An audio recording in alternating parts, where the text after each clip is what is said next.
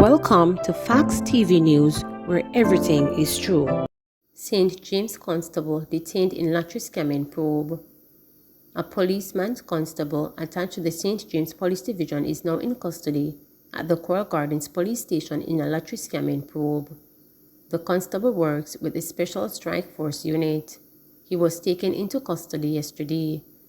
A number of investigators from overseas are involved in the probe. The constable is believed to be linked to a lottery scamming ring operated by Shelley Allen, another Jamaican police constable who is now in a U.S. jail in a lottery scamming charges. Allen, 42, was arrested on Friday, February 4, 2022. She has since been suspended from the force. Fatal collision in St. Elizabeth. Winfred Thomas, otherwise called Pretty, a laborer of Burton District in St. Elizabeth, died as a result of injuries he received when he was hit by a motor truck along the Burn Savannah Main Road in the parish on Sunday, February 20. Reports from the Lockover Police are that about 7:25 p.m., Thomas was walking along the road when he was hit by a Ford Ranger motor truck that was traveling from the direction of the Mountainside community. Thomas was assisted to the hospital, where he succumbed to his injuries. The driver of the motor truck was warned for prosecution. Investigations continue. 59-year-old St. James man hit by motor car dies. 59-year-old Ambrose Service of Quarry Salt Spring in St. James died as a result of injuries he received when he was hit by a motor car on the Coral Gardens Main Road in the parish on Sunday, February 20. According to the Coral Gardens Police, the driver of a Toyota Aris motor car reported that while proceeding through the traffic light in the intersection, there was an impact to the motor vehicle. The driver reportedly stopped and realized that Service had been hit by the motor vehicle. He died on the spot. The driver of the motor car has been warned for prosecution pending the outcome of investigations. Trash charge with burglary shooting with intent. The Hanover police have arrested and charged a 20-year-old man called Trash. According to police reports, Trash, whose birth name is Joanne Watson, was being sought on several offenses connected to an incident in his community of Blair Castle in Hanover earlier this month. Law enforcers say that about 1 a.m. on February 10, two men were at a home when their doors were kicked in by Watson and another man. Watson reportedly opened gunfire at the men, who managed to escape unhurt, and reported the incident to the police. Hours later, Watson was apprehended by the police at his home. He was charged on Sunday, February 20, following an interview session. His charges include burglary, 2 counts of shooting with intent, and illegal possession of firearm and ammunition. St. James teen charged with illegal possession of firearm. A teenager has been charged with illegal possession of firearm and wounding with intent in connection with a case from December 10, 2021. He is 17-year-old Romario Ferguson, otherwise called JT, of Flamstead District in St. James. According to police reports, Ferguson is accused of attacking a man on Jackson Road in the parish and opening gunfire at him, injuring him. The injured man managed to escape and was assisted by residents to the hospital, where he was treated and admitted in serious but stable condition. Following investigations, charges were subsequently laid against Ferguson, who was pointed out in an identification parade. Nephews arrested for uncle's murder during fight over stolen chickens. 2 nephews of a 50-year-old Trelawney man have been arrested for his murder during a dispute at their family house in Troy District in the parish on Sunday afternoon. Clive Clark, otherwise called Kitty, a laborer of Troy Trelawney, was killed shortly after 2 p.m. He had traveled to his sister's house, where he and his 2 nephews got involved in a dispute over stolen chickens from the woman's coop. It escalated into a physical confrontation when Clark allegedly attacked his nephews with a machete and was hit on his head with a plank. Clark fell to the ground unconscious and was rushed to the Percy Junior Hospital in Manchester, where he later died while being treated. The police were summoned, and upon arrival, both brothers were taken into custody in connection with their uncle's death. St. Mary man on the run following fatal stabbing.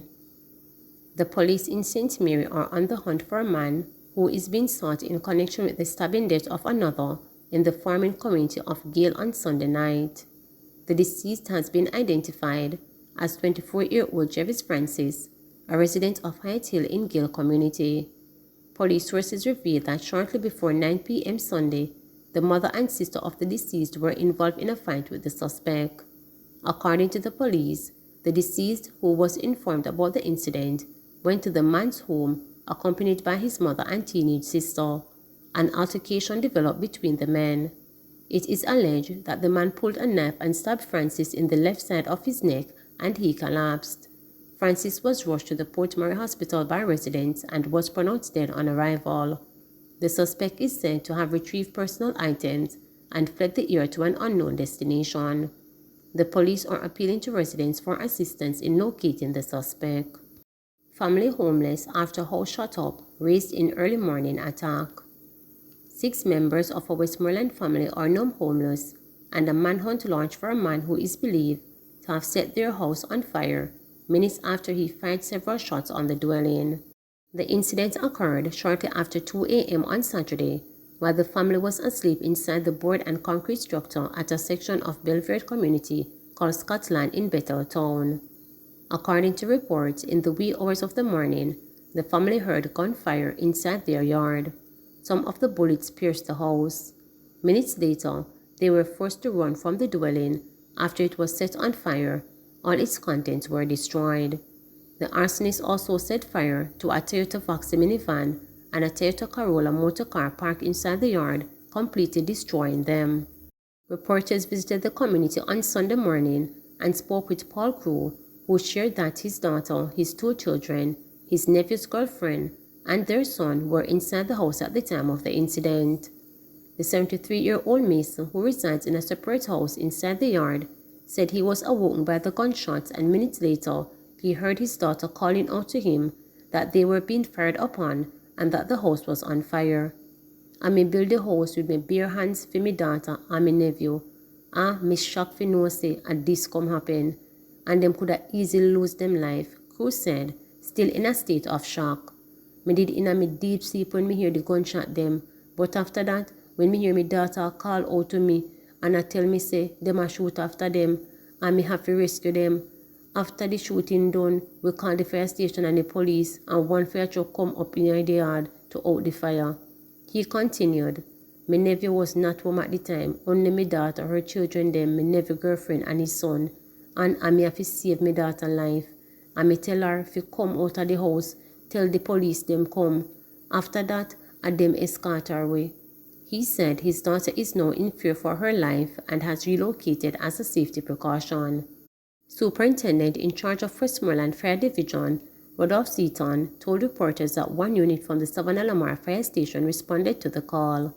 On arrival, 1 board dwelling and all its content were completely destroyed, along with a Toyota Voxy valued at $2.5 million, Seaton stated. "We cannot say for sure it is a case of arson, but I can safely say it is a suspected case of arson," he said, adding that investigations will immediately commence into the incident. Police officers attached to the Bethel Town Police Station recovered a number of spent shells from the scene. One senior cop from the parish of Westmoreland reported that the police are now seeking 2 men, one of whom is a boyfriend of one of the homeless victims, for questioning. The investigators said that the boyfriend is known to be a violent producer, currently facing gun-related charges in Bethel Town policing area, and is out on bail. Improve crime-fighting strategies, a success in St. James, says senior cop. Having recorded a 35% decline in shootings, a 40% decline in robberies, and 100% decline in break-ins since the start of the year, the St. James Police are crediting improved strategies for the recent developments.